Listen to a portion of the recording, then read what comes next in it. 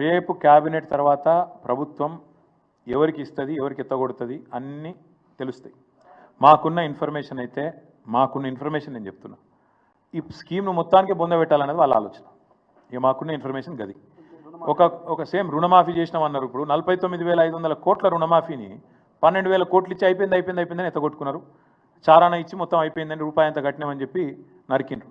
ఇప్పుడు కూడా మళ్ళీ అదే ప్రయత్నం చేస్తున్నారు. మేమేమంటున్నామంటే రైతులను, మీరు ఆల్రెడీ మొత్తం ఇన్ఫర్మేషన్ ప్రభుత్వం కాడ ఉంది.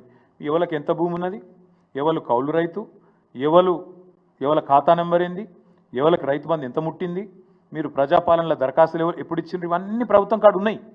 కొత్తగా ఎందుకు మళ్ళీ ప్రమాణపత్రం రాసియాలో మాకైతే అర్థమవుతలేదు. అదేదో రైతులు దొంగలు అన్నట్టు మళ్ళీ వాళ్ళు తప్పిదారి ఆ ప్రమాణ పత్రంలో మళ్ళీ ఏమన్నా ఉంటే రేపు కేసు పెట్టేటట్టు, రేపు ఏమైనా ఆగం చేసేటట్టు మళ్ళీ ప్రభుత్వం ఏం ఆలోచన చేస్తుందో మనకు తెలియదు.